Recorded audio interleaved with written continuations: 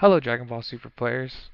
Welcome to another Faux X PPG deck list brought to you by yours truly. I'm Legends Michael Carrick and I'm bringing you yet another Invoker deck list that I used to get second place at the Miami PPT in-person Invitationals this last weekend. Let's jump right in. For those who aren't aware of what this deck leader is, it is Son Goku on the front side from the Set 9. He is a Surge leader with the Activate Battle once per battle ability. When this card is in a battle, choose one extra card from your hand, place it in the drop area, and then you may choose up to one card in your life and add it to your hand, and then draw a card. And then this card gains 5k for the battle. Effectively, your leader is a 15k on the front side. His Awakened Surge is you can choose one blue and one red card, place them under this leader, draw 3 cards, then untap up to 1 of your energy and flip this card over. On the backside, he loses that ability to draw, but he gains a new Activate Main/Battle once per turn uh, if your leader is at 5 life or less, and you choose to place one card under this leader into the drop area. You can choose one of the following effects. For the first effect, if you have a Universe 7 card in play, draw one card, then look at your opponent's hand, pick one battle card 35k power or less, or any extra card, and send it to the drop area. And then his second effect is you can choose up to 3 multicolor extra cards with different names from your drop and or warp area and add it to your hand. Both of these effects are much often better used reactively to your opponent. Oftentimes, if you can use the first effect to see exactly what you have to play around, you can use the second effect to buy exactly what you need to win the game. Going right into the deck list. This deck I've done many deck profiles on, so I'm going to try to be more informational this time around. We're going to start with our starter card of the deck, Tournament of Power Arena. Tournament of Power Arena is a 1-drop blue card field spell that has the permanent, if your leader card is a Universe 7 card, negate the effect of all energy exhaust for your red-blue multicolor cards in all areas, meaning once you have this tournament power down, you can charge any card in your deck and it comes in as live energy. It has an Activate main. If your leader card is a Universe 7 card, once per turn, you can switch this card to Rest mode, and once per turn, the fact that you can switch this card to Rest mode, look at the top 3 cards of your deck, and then replace them in any order in either the top or the bottom of your deck. Being that this is the most important card in our deck to start on turn 1, it turns off all of our energy exhaust, it makes our deck much more consistent. We definitely want to see this card on turn 1, so if you don't have this card on your opening hand, it is 99% of the time correct to just mulligan all 6 cards away for this card. Even if you find some cards like side deck cards like Violent Rays, or you think you want to keep your secret rare, those are cards you can definitely see later, and you absolutely want to see this card early game.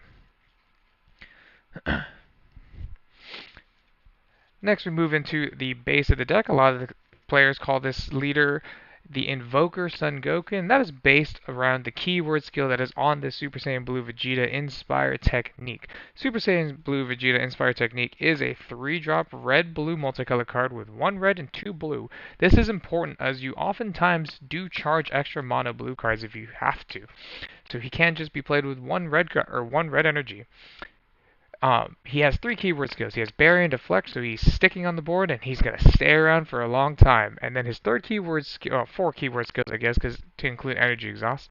His 4th keyword skill would be Invoker. Invoker allows you to tap 1 energy for all of your red-blue multicolor extra cards that you try to activate, becoming a replacement effect for those costs. You might ask, why do you still only play 3 Invoker Vegetas?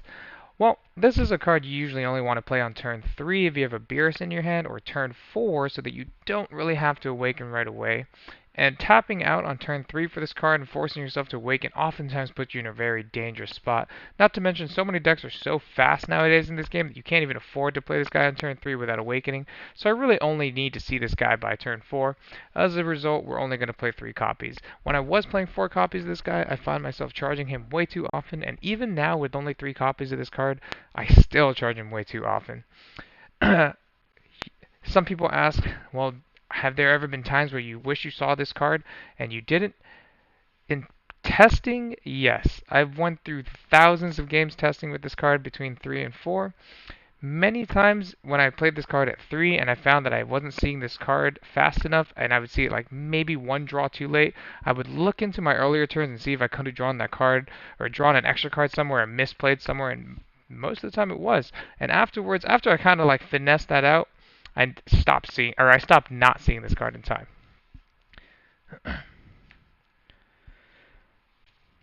Moving on into the cycle package of the deck, we have 4 Royal Condemnation, 4 Catastrophic Blow, and 4 Death Beam. There isn't much to say about these cards anymore that I haven't said in my other videos. I do think you absolutely should play the full set of 12 when you're side decking in and out.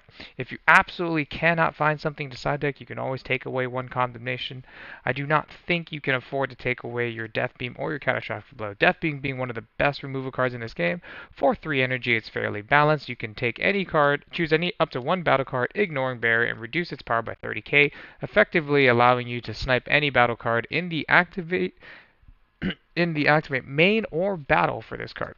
Catastrophic Blow, of course, at 4 copies because it is our main win con of this game. For 1 energy with Invoker up, you can deal 1 damage to your opponent as long as you control a red-blue Goku in your battle area. You do not control your leader in your battle area. And then finally, Royal Condemnation, we're basically playing because they all share this effect. Activate main, you can warp this card from your drop area, look at the top card of your deck. If it is a red-blue multicolor card, reveal it to your opponent and add it to your hand. This allows you to speed through your deck and adds draw power in a sense to your deck. Discarding these off of your leader effect often gives you the opportunity to set up your game and start drawing through your deck. And because of that, we really do just play these 12. There is another card that has a similar activate main, but that does nothing else. On the other hand, Royal Condemnation is a counterplay that lets us counterplay any 8 drop or lower, sending that card to the bottom deck instead of being played.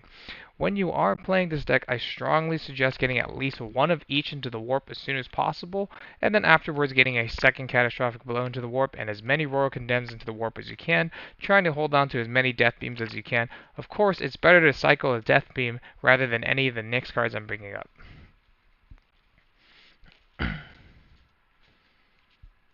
Then we have our 2 of multicolor spells.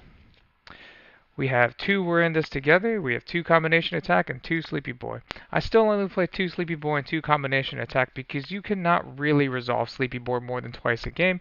Combination Attack is another one of those cards that's just kind of matchup dependent. It doesn't really hit one of the best decks in the game, and a lot of players are starting to play many barrier cards to out this card in matchups. And then of course We're in this together, starting to see less and less effectiveness for the same reason.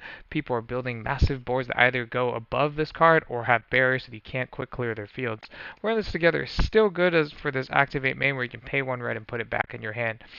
So this card might come down to 1 in the future depending on how barrier heavy this format continues to become, and I will decide what to put up with it later. However, We're in this together oftentimes functions as an extra cycle card because you can ditch it early, pay in red to add it to your hand, you effectively drew a card.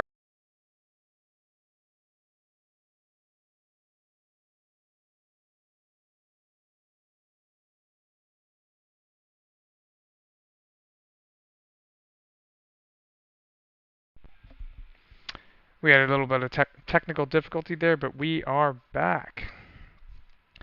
So moving on from these multicolor cycle cards, keep in mind we do play 18 of them. It's something that's kind of a math to keep in your head when you're deciding to blind shot with these skills. If you do have 3 of these in your drop at any point before you top, it is oftentimes better to just blind with one of these, giving you 1 card further as a dig, and then afterwards, once you have 2 or you've guaranteed missed, then you would use top to look for the 2. You'll see me do these in a lot of my matches, and it's not that I'm omniscient or anything, it's simply just the math works out in your favor. And then we move forward into the defensive package of the deck. We have your 4-dimension magic. We are playing a really good color and red, so we do play the blue Sparking Negate. It lets us untap 2 energy, and of course manipulating energy means more chances to use our Invoker capability to play more of these defensive red-blue cards. So of course we're going to go ahead and use Dimension Magic. And to round out our 1 energy negate package, we're going to play 4 Violent Rays because we believe Dark Broly is one of the most suppressive decks of the format. It is a really cheap deck to build relatively while being tier 1. Plus, Violent Rays has application. It is a solid floodgate, being an extra card. You can cycle it with your leader. It's only 1 red energy, so it's essentially you can play it as if it were effectively an Invoker spell, and you can discard cards such as your cycle cards from your hand or multicolor extra cards so you can set up some of your endgame plays.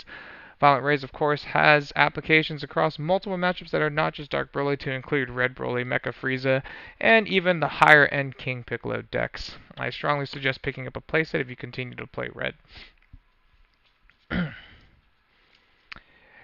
To go along with our negate package, we have a couple battle tricks in our deck. We have access to the cooler Tyrannical Assault. This card wasn't too great this weekend. Definitely a card I'm going to consider taking out moving forward from here. However, it does have great applications versus Mecha Frieza. They do play barrier cards now that stun out our deck. So this, with a pair of these in your hand, you can definitely remove those off the field. This card is definitely better versus those decks that go wide and are low to the ground. You can punish them by removing multiple attackers or threats off in a turn. But going forward from this weekend, I probably won't be maining Cooler again. But to pair with our Cooler that we played this weekend, we do have 4 Beerus Divine Obliterator. It is still the only super combo I would play in this deck. It's a blue-red multicolor card. It untaps your energy on your opponent's turn. It can be comboed at the beginning, like while you're still on high on life. There's not much more to say about this card. And to act as functionally 4 more Beerus Divine Obliterators, we have 4 Sensu Beans. Oftentimes it's paired with the Beerus to untap with the Beerus to outcombo 1 attack, and then you cycle again on your next attack and activate Bean. It's really important to cycle as many attacks as you can on your opponent. By this I mean, like, even though you could go to 30k on 1 attack with a Beerus, oftentimes it's with a Beerus and Bean combo, oftentimes it's better to go to 25k, cycle a card, wait till they attack again, cycle another card, and use a Sensu Bean. That way you drew 2 on your opponent's turn, which is one of the strengths of the deck. And then moving away from our little combat tricks, we have our endgame goals. I choose to play 2 Ultra Instinct Son Goku Energy Explosions. Never once in the event or since I started playing 2 have I missed the third one. It's a card that you don't want to see for 5 turns, and every copy of the card that you see before turn 5 is a dead draw. I'll either have to shuffle it to the back of my hand to get it out of the way, and then I'm playing down a card until I get to turn 5. Or when I played 3, I have to charge one, and I just didn't want to see the third one. Anyway, just a quick overview of what the card does. Ultra Instinct Son Goku Energy Explosion. He has Energy Exhaust just like every other red-blue card in this deck, but that's irrelevant because your top negates that. He has an auto. When he's played, choose 3 of your energy and place him in the drop area. Terrible. However, you get to pick 3 cards from your drop area and place them back in your energy in active mode, which is really great. Well, negating their energy exhaust specifically. So effectively in active mode, which essentially replaces 3 of the 6 energy you would pay for him. And finally, his second auto, which is what really matters. Once per turn, when one of your cards deals damage to an opponent this turn, they take 1 extra damage. Effectively, that turns all of your catastrophic blow, or your first catastrophic blow per 6 drop into 2 damage. Or if you have to attack with this 35k behemoth of a card, he does deal 2 damage effectively. He also has the Invoker keyword skill in case you didn't, or you weren't able to maintain a Vegeta or put one out in the field to begin with. And Bandai, of course, made it so that we didn't have to wait till turn 6 to burn people to death, so they gave us Son Goku Rival Seeker. This is probably one of the best cards for the deck. It is effectively a 0 for 10k combo while you have a multicolor, red-blue multicolor extra card in the drop area. And then it has this activate main once per turn. If you are at 5 energy or more, you can pay the cost of adding 2 multicolor extra cards from your warp to your hand. What a terrible cost, I know. And then once you do, you can choose up to 1 6-drop from your hand and play it on top of this card, allowing you to tap 3 for this card, add 2 catastrophic blows to play this card on top, and untap and reset the 3 energy used for this card, giving you the full 5 energy to continue your plays with. Admittedly, there is another good thing about this card that Bandai gave us. Because it is a 3-drop Son Goku, oftentimes we can kill people on turn 4. If you see that yourself in a matchup like Reboot Han or like Mecha Frieza that wants to go in too early, you can just hold the catastrophic blows in your hand from the early game and just hold 1 Rival Seeker, land your Vegeta on 3, play the Rival Seeker on 4, and then just catastrophic blow them 2 or 3 times, end the game with your Awakening and a couple beans. And So it's not safe to just go to 3 or 4 versus this deck by turn 4. Additionally, this deck now can definitely burn for 7 damage comfortably and burn for 9 to 10 damage if you have the perfect setup. So take that information as you will when you play against this deck. Finally, we have our final boss card, our SCO. We have Son Goku and Vegeta, Apex of Power. This SCR is obviously a beast. It's it's the priciest playable SCR for a good reason. It has the Invoker keyword skill, so of course if you have just this card, you can still make your whole deck work. Its activate main is what makes it so berserk for just 2 red and 3 blue, and a cost of having 5 multicolor red-blue extra cards in your drop air, and being a Universe 7 leader, you get to first, negate the skills on all cards on in your opponent's deck and all areas except for extra cards. That includes negating their battle cards, leader cards, and unison cards too. Meaning their turn is froze out and most of their answers are frozen. In addition to this keyword skill, or in addition to this ability, it then plays itself and it comes with the Victory Strike keyword skill. Victory Strike states that if it deals combat damage to your opponent, you win this game. Uh, I can't say anything more about this card. It's wildly unstable. Like, this card was poorly made. It's got 2 of the show's best characters on it, and it should do everything that it does. And oftentimes, like, a deck like this who limps its way to turn 5 to be able to win with something like this does need something like this to win. However, if you're thinking about getting into this deck and don't want to drop the money on this Apex of Power, the Kai SCR is an alternative for this deck, and many times I've been thinking about playing that card simply because this deck only loses to Unisons and Leaders, since it has no combat tricks for those, and the Kai SCR does shut that out for a turn. Plus, the Kai SCR for 1 more energy can clear your opponent's board on your next turn, giving you, albeit, a different way to get to turn 5. That's just our main deck. Admittedly, my main deck did not change from the last event I played, and that was an enormous mistake going forward.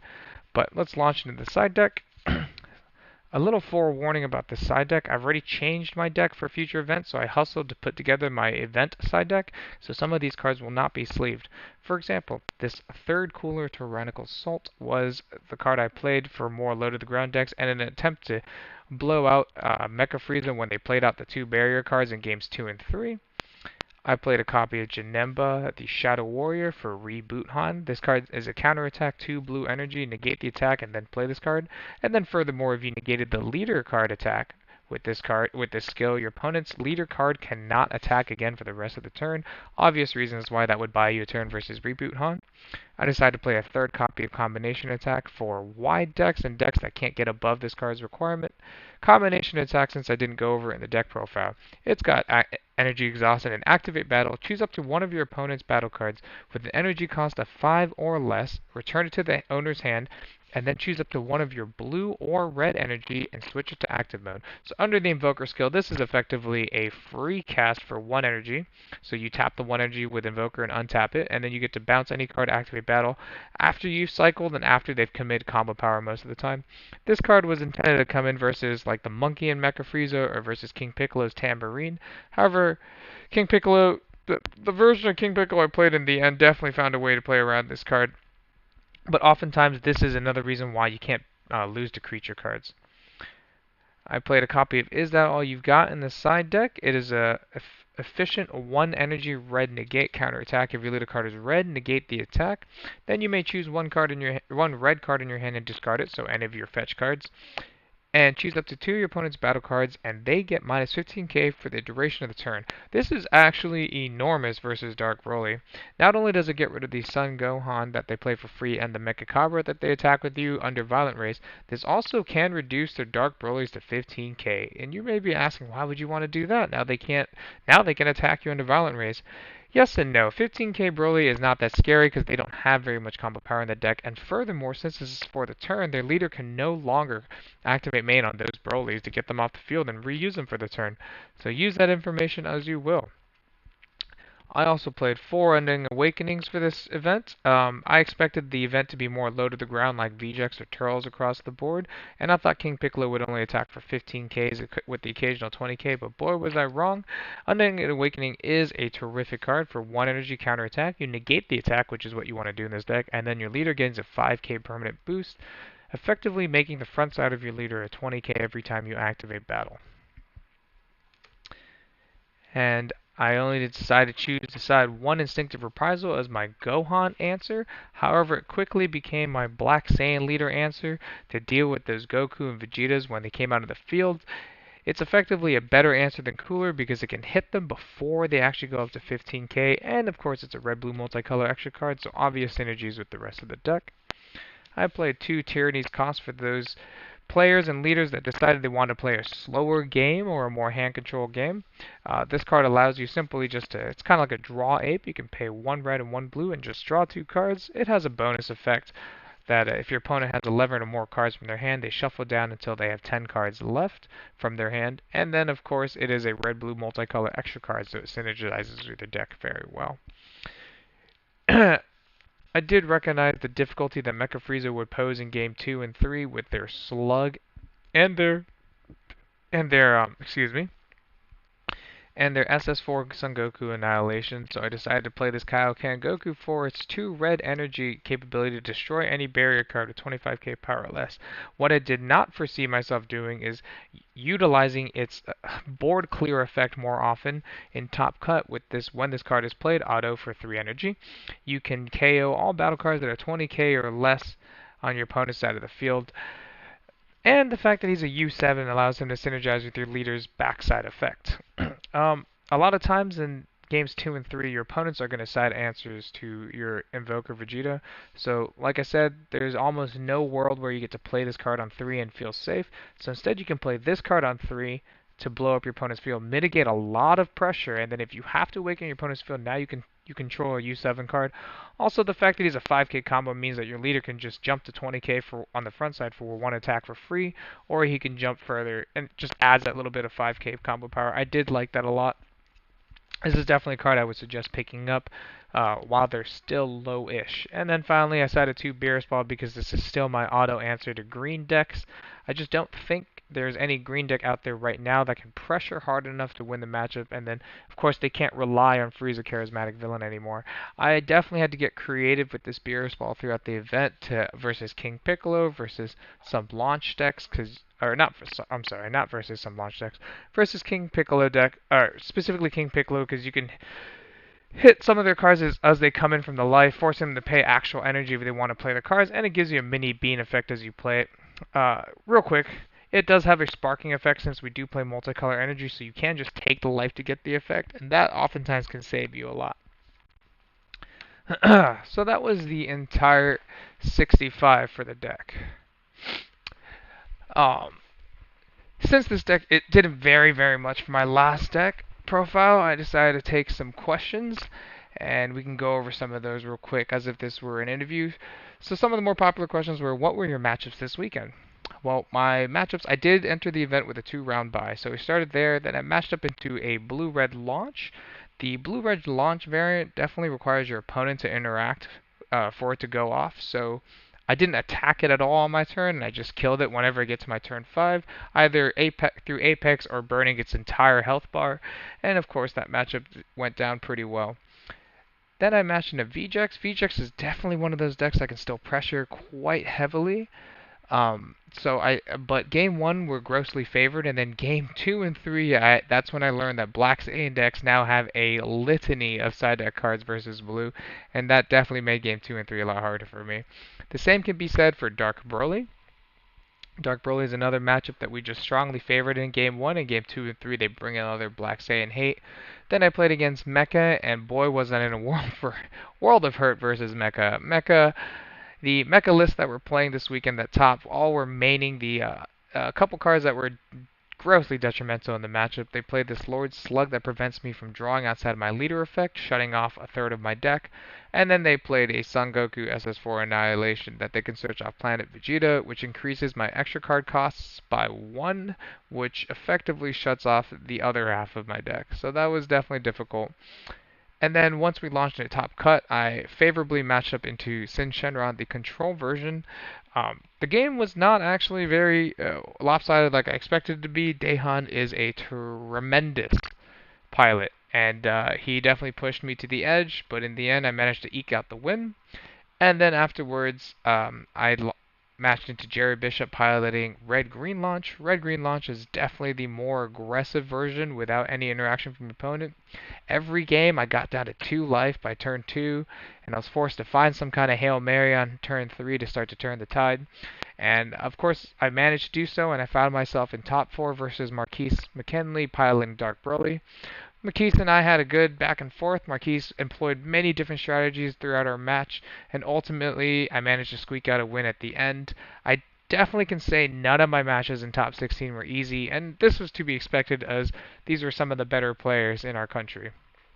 And then, of course, finally in the finals, I matched against King Piccolo, wielded by Justin Rios. Justin Rios was definitely the more experienced player in that matchup. He has plenty of experience playing Invoker and plenty of experience playing King Piccolo. And it definitely showed when it came around to games 2 and 3. He knew exactly what to bring into the side. He knew exactly how to sequence his attacks. And I definitely applaud Justin for expertly showing everybody how to play that matchup. The next question is, what do you think you could do differently next time? Well, um, if I didn't mention it before, I was grossly unprepared for this event. My opponents have evolved many more times than I had for this event, and I simply did not respond in kind. Their side decks were made much better than mine. Their main decks were prepared for this event much better than mine, and thanks to Dave Sublet, actually, somebody I met at the event who plays Invoker expertly as well, I've definitely made some tremendous changes to my 65 card going forward. Okay, next question. What one tip would you give to the players watching this video out there? Um, I would say play through your losses. When you're playing slash playtesting with your buddies and you're demoralized in a losing situation, don't just scoop up the game. This is a precious opportunity for you to either solve the problem in front of you or to discover a route that doesn't work. Regardless, you've gained something. And I assure you that over the course of a real event, you won't always be in a winning position, so you need to see as many of the variants of those routes as you can while you're in testing. So definitely it would be play through your losses. Uh, Finally, any shoutouts that I would like to give? Well, of course. Shout out to Faux X PPG for always fostering an environment that makes me want to improve as a player, and for hosting these real life events. Shoutouts to all the people I've met and the friends I've made just by playing this card game. You all are the reason this game is so much fun. And last but definitely not the least, shout out to my Fort Walton Beach and Miami crew for supporting and cheering me on every step of the way. I could never do this without any of you. And until next time.